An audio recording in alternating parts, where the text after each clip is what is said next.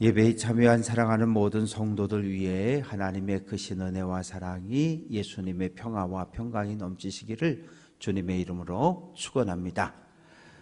소아시아에 세워졌던 7개 교회들 가운데 에베소 교회, 서머나 교회, 버가모 교회, 이제 네 번째 두아디라 교회 오늘 살펴보려고 합니다. 그런데 소아시아라고 하는 이 지역은 오늘날의 투르키에, 옛날 이름 터키 지역입니다. 이 지역은 아나톨리아 반도라고 해서 아주 인류의 문명이 가장 먼저 시작된 지역입니다.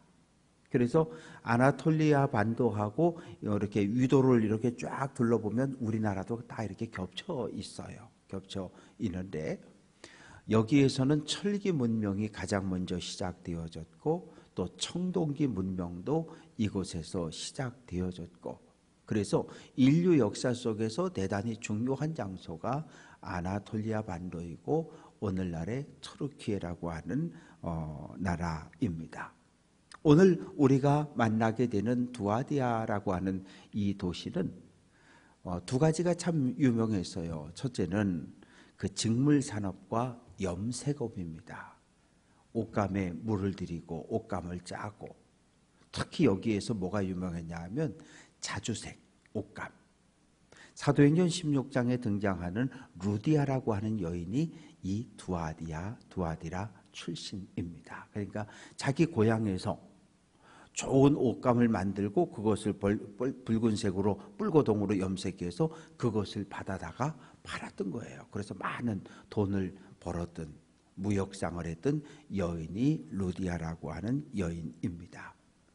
인류 역사 속에 두아디라가 등장하기 시작한 것은 헬라 제국이 무너진 후입니다. 헬라 제국의 알렉산더 대왕이 갑자기 인도까지 쳐들어갔다가 그만 거기에서 말라리아에 걸려서 죽어버려요. 그러니까 모기한테 꽉 물렸는데 그냥 이제 열병으로 인해서 죽은 거죠. 워낙 거대한 땅을 통치하다 보니까 이 땅을 아들이 있는데 10살이 안 됐거든요. 그러니 그 10살짜리 아들이 어마어마한 제국을 다스릴 능력도 없고, 그래서 그 요즘 표현으로 하면 군단장 정도? 그래서 이게 네 나라로 갈라지게 되는 겁니다.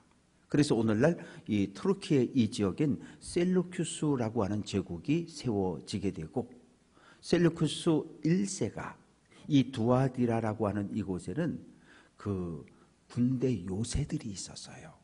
여기를 정복하고 아주 군사도시로다가 딱 왜 철기 문명과 청동기 문명이 함께 발달했던 도시였기 때문에.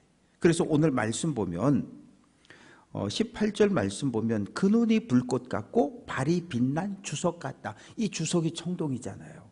주석이 청동, 노쇠입니다. 노쇠를 가공할 수 있는. 그래서 이 노쇠는 엄청나게 강해요. 그런데 예수님이 그 악한 자들을 심판할 때 빛난 주석 같은 그런 발로다가 짓밟는다고 생각해 보죠. 그런 손으로 때린다고 그냥 다 죽는 거죠. 그래서 두아디라라고 하는 곳은 이 여러 산업들이 발달을 했는데, 이제 그 중에도 어쨌든 염색, 또 구리 용접, 구두, 빵, 가죽, 의복, 유업, 엄청나게 많은 산업들이 이곳에서 발달했고, 이 뭐가 만들어졌냐면 길드라고 하는 조합이 만들어진 거예요.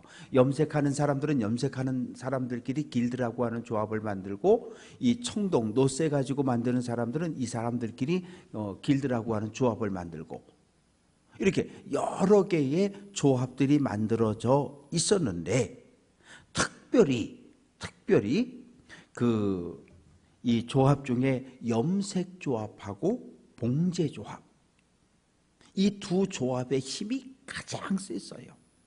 그런데 이 지역은 아폴로라고 하는 신, 제우스 신의 아들 아폴로를 신으로 섬겼고, 아데미를 신으로 섬겼고, 또 그 하나 더 있는데, 삼바다라고 하는 신을 섬겼는데, 각 길드마다 우리는 아폴로를 섬길래, 우리는 아데미를 섬길 거야, 우리는 쌈바다를 신을 섬길 거야? 그러면 내가 원했든 원하지 않든 내가 속한 길드에서 아폴로 신을 섬기기로 하면 그 신전을 다 가야 되는 거예요.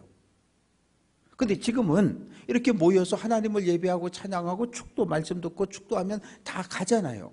그런데 그 당시 제사라고 하는 것은 소를 가져오고 양을 가져오고 때로는 돈을 가져오고 그래서 그걸 제물을 바치고 엎드려서 신에게 절을 하고 신앙을 고백하고 그리고 어디로 가냐 하면 옆에 방으로 가서 신전에 있는 여사제들, 적으면 수백 명에서 많게는 1000명이 넘는 많은 여사제들과 그 방에 쪽방에 다 들어가 가지고 이 동침 성관계를 갖는 거예요.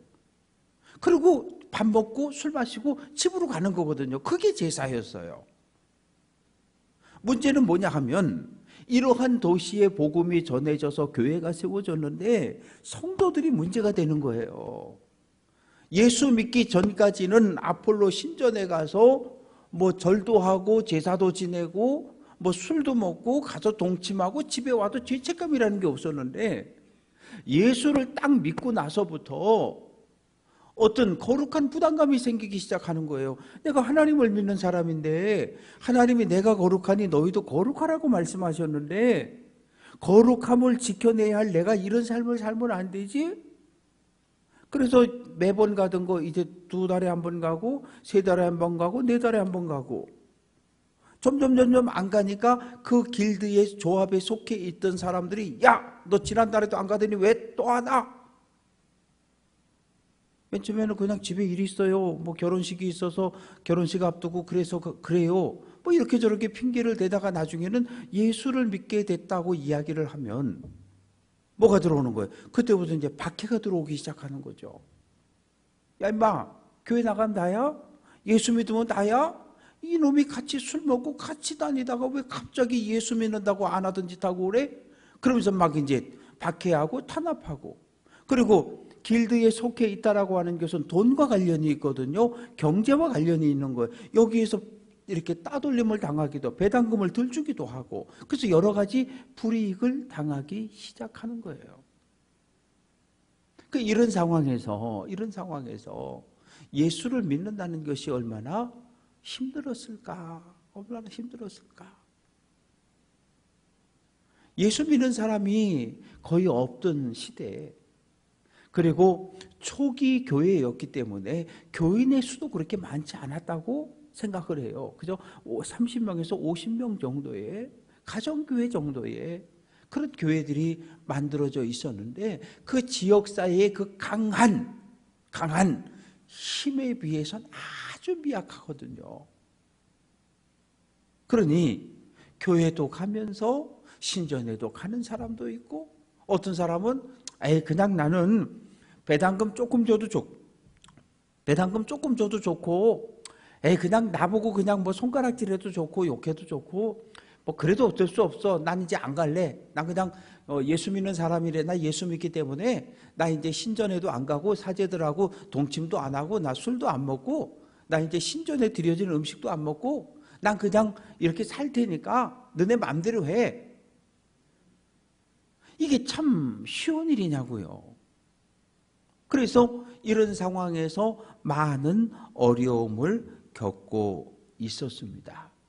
그런데 또 문제가 생겼어요. 그거 하나도 힘들어 죽겠는데 외부에서 맨날 안 따라온다고 구박하고 박해하고 배당금도 덜 주고 뭐 그래가지고 일감도 덜 주고 기껏 만들어 놓으면 야 다쳤어 너네 거 안 받아 이렇게 가지고 경제적으로 많은 손실이 있는데 그러면서 어렵게 믿음을 지켜가는데 이번에는 또 교회 안에 문제가 생겼네요.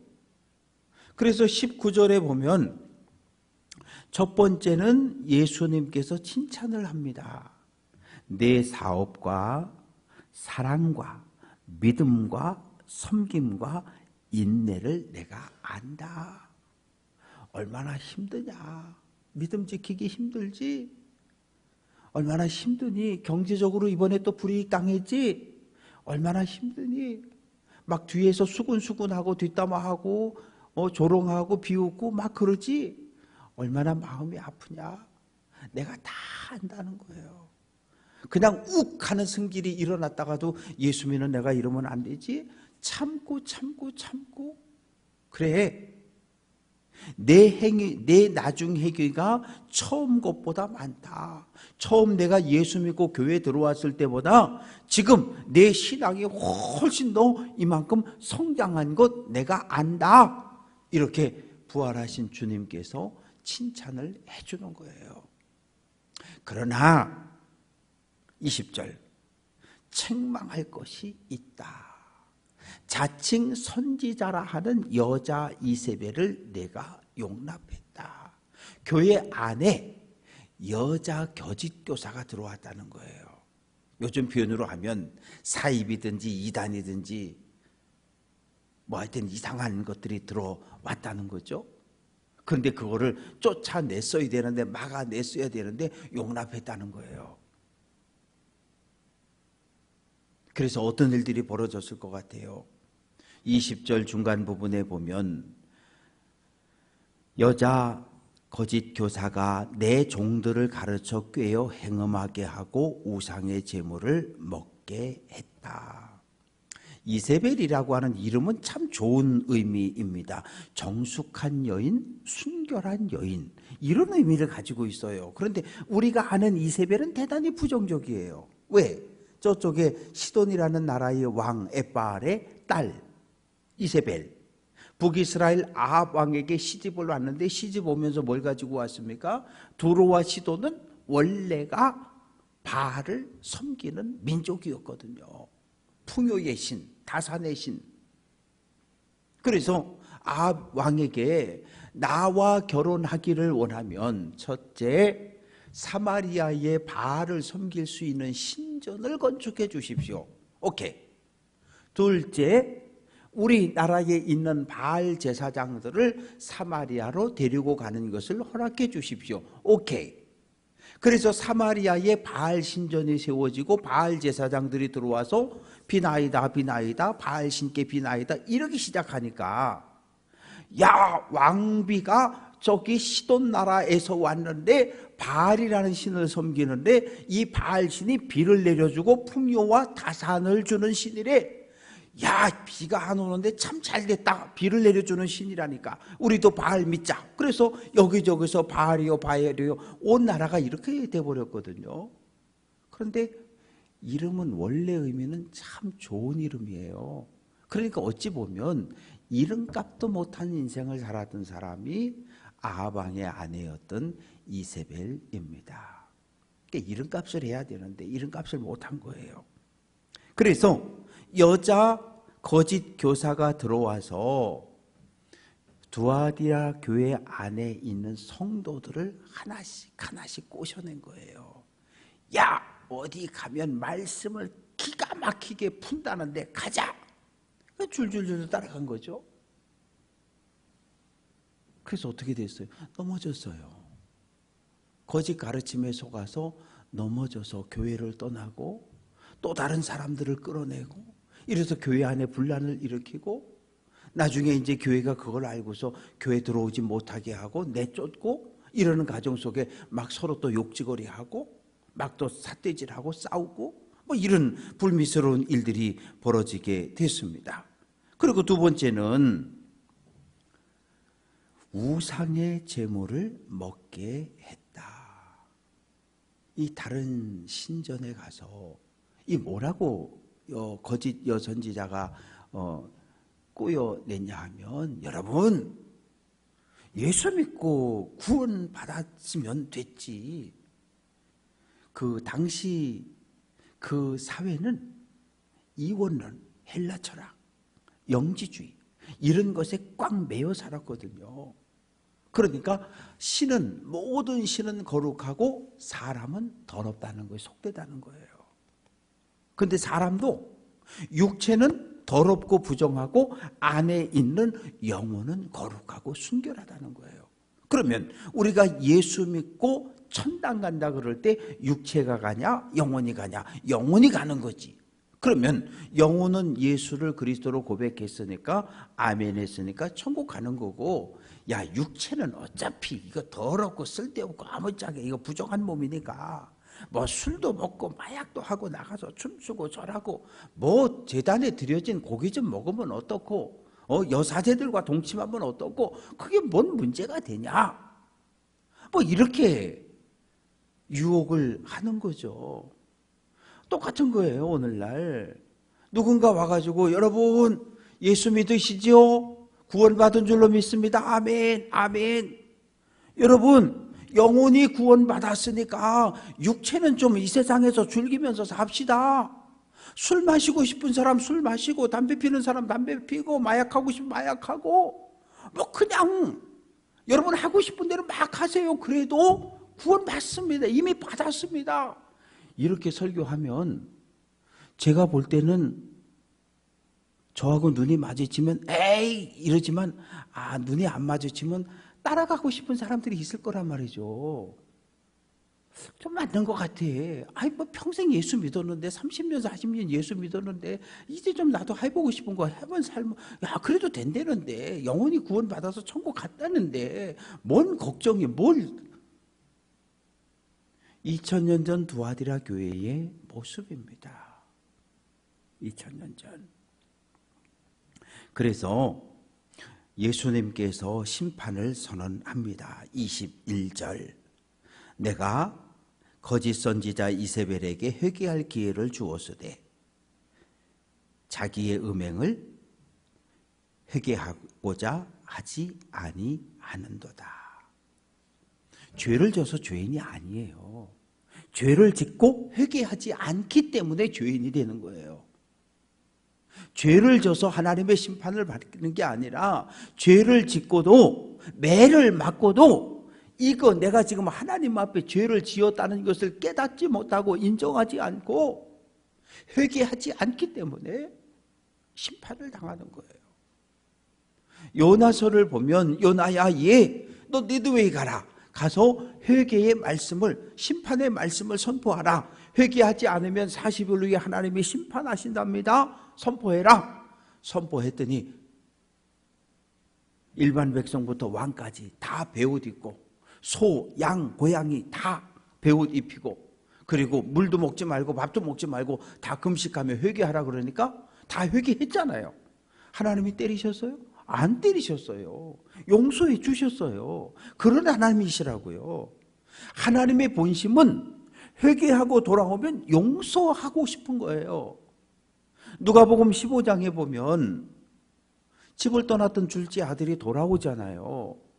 아버지 집에서 얼마나 행복하게 살았어요. 맨날 멋진 옷 입고 요즘 표현으로 해보면 양복 탁 입고 뭐 손목시계 반지 끼고 하고 뭐 좋은 차 타고 이러고 다녔잖아요. 그런데 아버지 유산 받아가지고 저 멀리 가가지고 몇십억 가지고 나갔는데 그냥 허랑방탕 술 먹고 여자 사귀고 뭐 온갖 못된 짓에 돈 막 끌어박았다가 그냥 쫄딱 망했다는 거잖아요. 마침 흉년이 들었는데 돈으로 사귀었던 친구들은 다 떠나버렸고 타지에 가가지고 손가락질이나 당하고 먹긴 먹어야 되는데 먹을 것이 없어서 어디 취직합니까? 돼지 치는 농장에 취직을 해서 주인이 주는 밥 가지고 모자르니까 돼지가 먹는 쥐염 열매 먹다가 주인한테 맨날 두들겨 맞는 거예요. 이놈의 새끼 그거 돼지가 먹고 살찌워서 팔아야 되는데 이놈의 새끼 네가 왜 먹냐고. 그제서 무슨 생각이 나는 거예요? 아버지가 생각나는 거잖아요. 내 아버지 집에는 품꾼이 참 많은데 그들은 하루 세 끼 다 먹고 참도 먹고 나는 이거 뭐야? 난 이거 뭐야? 돌아가자. 그래서 아버지께 가서 손 바짝 들고 아버지 나는 아들이 아닙니다. 아버지 집에 있는 종 가운데 하나로 나를 받아주십시오. 그러면 내가 최소한 하루 세 끼는 먹고 살 거 아니냐? 그래서 돌아가잖아요. 그걸 회개라 그러는 거예요.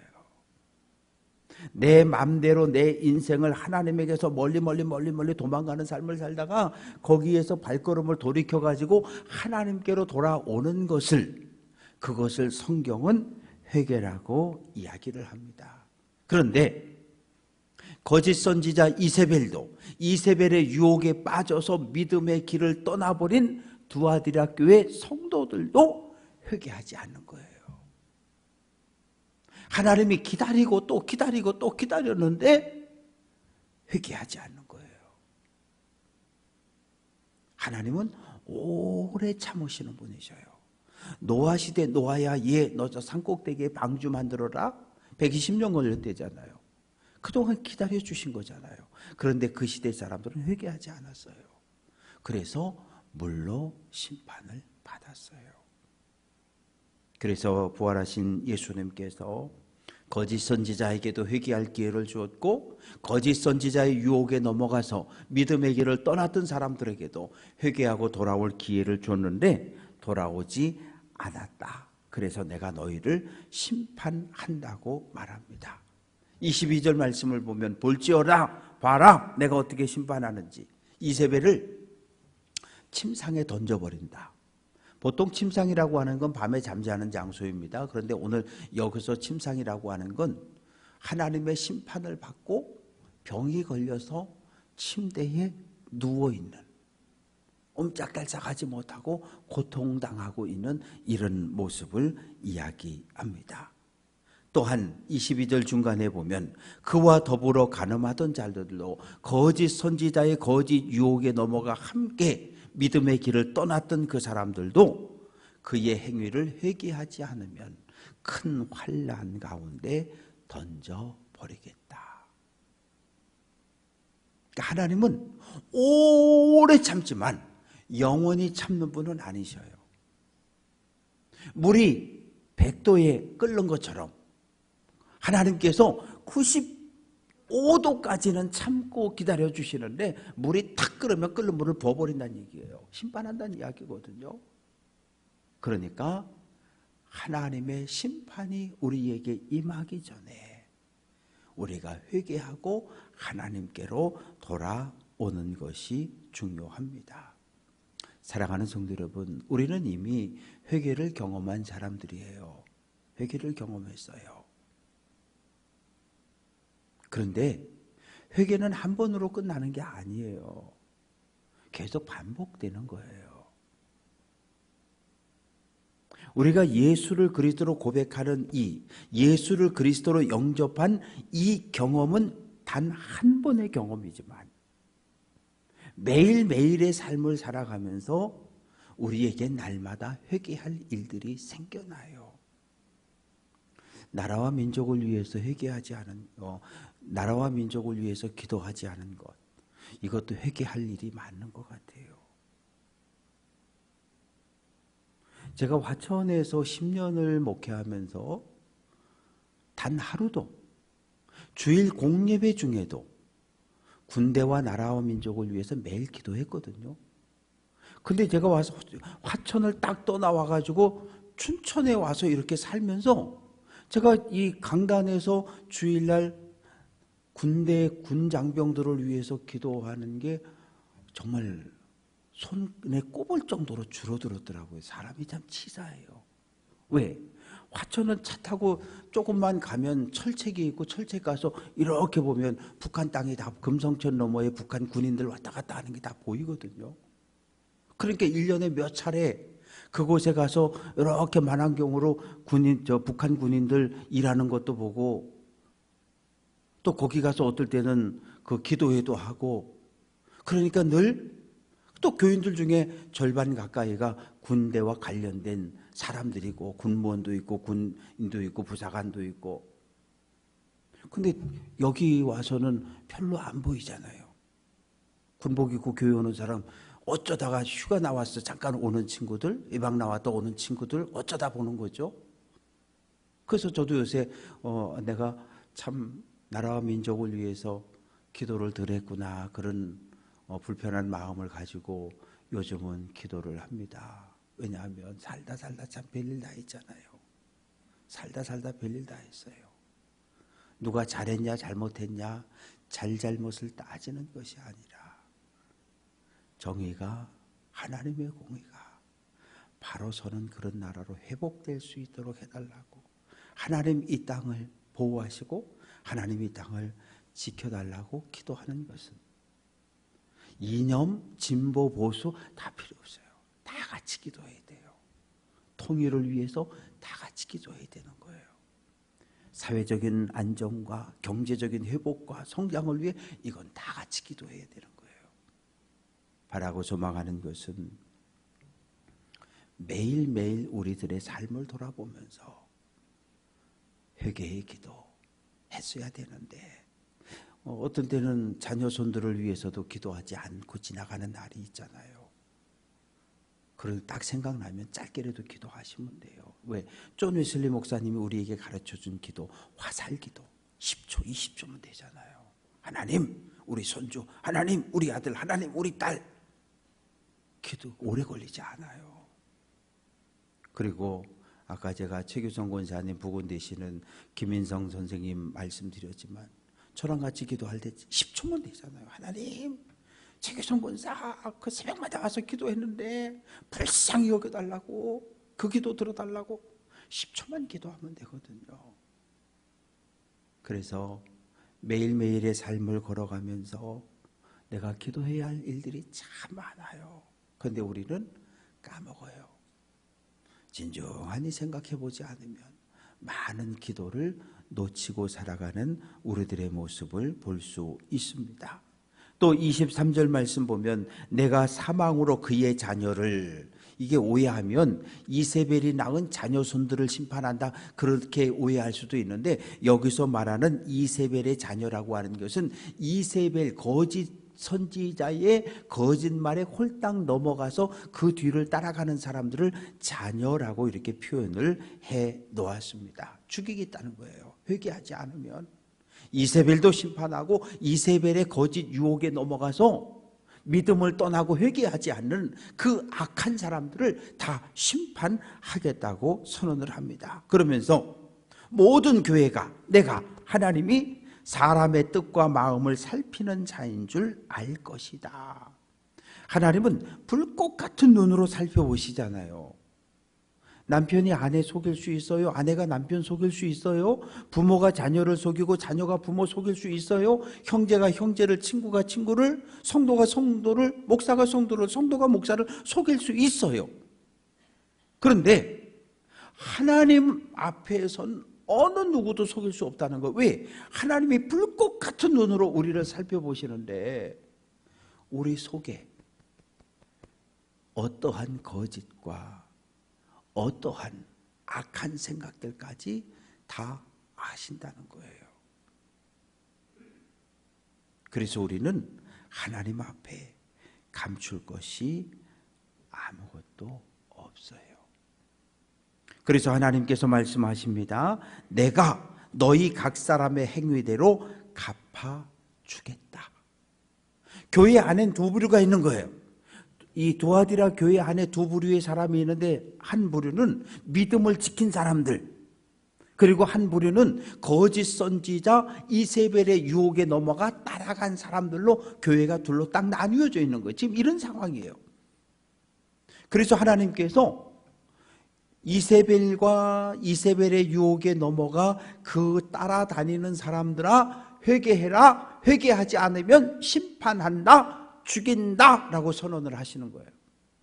그리고 이제 24절 25절에서 거짓 선지자의 유혹에 넘어가지 않고 믿음을 꼭 지키고 붙잡고 있는 의로운 사람들의 받을 복에 대해서 이야기를 합니다.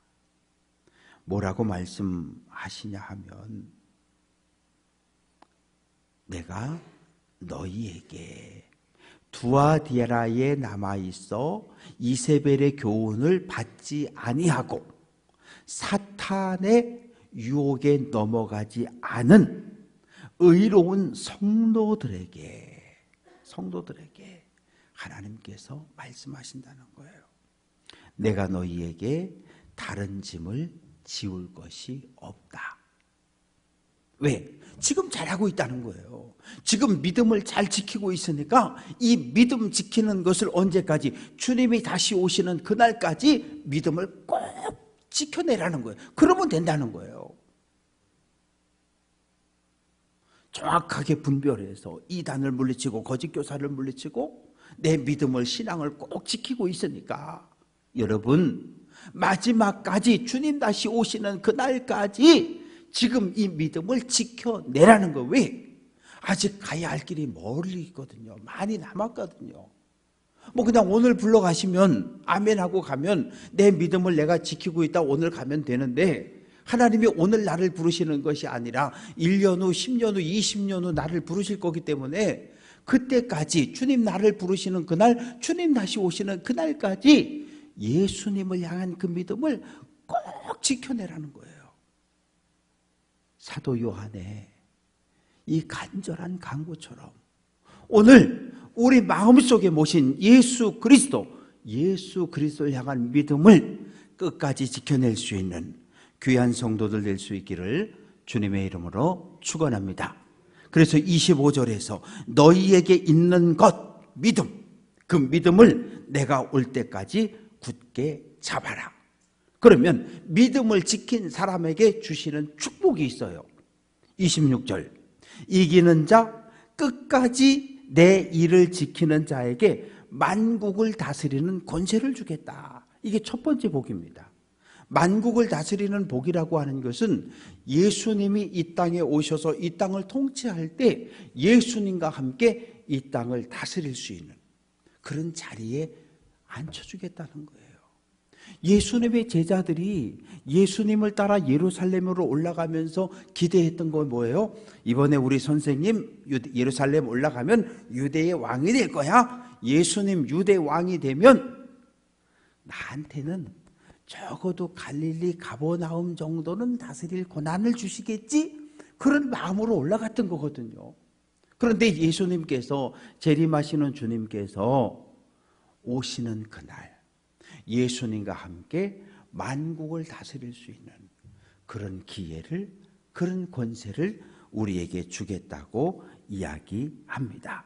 그런데 구체적으로 27절 말씀 보면 철장을 가지고, 왜냐하면 통치한다라고 할 때는 메시아의 통치에, 예수님의 통치에 순종하는 사람은 보호하시고 돌봐주지만 악한 사람들, 거짓 교사, 이세벨의 유혹에 넘어진 사람들은 어떻게? 그건 심판을 해야 되거든요. 심판의 도구가 뭐냐면 철장이라는 거예요. 철장이라고 하는 건 쇠막대기입니다. 쇠막대기를 가지고 질그릇, 이세벨과 이세벨의 가르침을 따라서 하나님을 대적하고 교회를 깨트린 그 악한 사람들을 쇠막대기를 가지고 질그릇 때리듯이 때려서 완전히 심판해 버릴 것을 선언합니다. 그리고 두 번째 주어지는 축복은 28절, 내가 또 그에게 새벽별을 주리라. 새벽별이 뭐예요? 금성입니다. 아침에 교회 올 때 달 옆에 가장 반짝반짝하는 별이 금성, 그게 새벽별인데 어떤 의미일까요? 예수님께서 요한계시록 22장 16절에서 나는 다윗의 뿌리요 자손이니 곧 광명한 새벽별이라. 예수님께서 나는 광명한 빛나는 새벽별이다 라고 말씀하셨어요. 새벽별을 준다는 건 뭐예요? 예수님을 내 인생의 왕으로 영접할 수 있도록 은혜를 베풀어 주신다고 말씀합니다. 말씀을 정리해 봅니다. 두아디라 교회 안에 거짓 선지자 이세벨과 이세벨의 가르침을 따르는 무리들이 있었고, 거짓 교사를 물리치고 하나님의 말씀, 예수님을 우리 인생의 주인으로 모시고 주님이 속히 오실 날을 기다리며 간구하는 믿음의 사람들로 나뉘어져 있었어요. 의로운 삶을 사는 건 사회에서 박해를 당하고 경제적으로 불이익을 당하고 손가락질, 험담, 비난, 온갖 욕을 듣는 삶이에요. 왜? 같이 안 간다고, 같이 술 안 먹는다고, 같이 신전에 안 간다고, 같이 고기 안 먹는다, 이런 걸로 인해서. 그러면 우리는 어떻게 해야 될까요? 거짓 선지자 이세벨과 이세벨의 가르침을 따르는 그쪽에 가 있으면 아무 문제가 없어요. 왜? 주일날은 교회 오면 되고, 또 다른 날은 아폴로 신전 가고, 아데미 신전 가고, 삼바다 신전 가고, 아무 문제 없어요. 경제적으로 불이익 당하지 않아요. 그런데 내가 거룩하니 너희도 거룩하라는 하나님의 말씀대로 살 수가 없어요. 베드로전서 4장 13절 오히려 너희가 그리스도의 고난에 참여하는 것으로 즐거워하라. 이는 그의 영광이 나타내실 때에 너희로 즐거워하며 기뻐하게 하려 함이라. 예수 그리스도의 고난에 참여하지 않는 사람, 예수 그리스도에 남겨진 십자가를 거부하는 사람은 이 땅에서 편할 수 있어요. 그러나 하나님 나라에 못 들어간다는 거예요. 예수님 부활의 영광의 자리엔 들어갈 수 없다는 거예요. 그럼 결론은 뭐예요? 고난을 당하라는 거예요. 때리면 맞고 욕하면 듣고 손가락질하면 손가락질 당하고, 그러면서 내 안에 계신 예수 잃어버리지 말고 놓치지 말고 끝까지 내 인생의 왕으로 고백하며 믿음의 길을 걸어가라고 교훈합니다. 바라고 소망하는 것은 오늘 우리가 꼭 붙잡은 예수님의 손, 마지막까지 놓지 말고 끝까지 달려 하나님의 나라 천국에 들어가서 부활하신 주님과 함께 하나님을 예배하고 영광 돌리는 귀한 성도들 될 수 있기를 주님의 이름으로 축원합니다.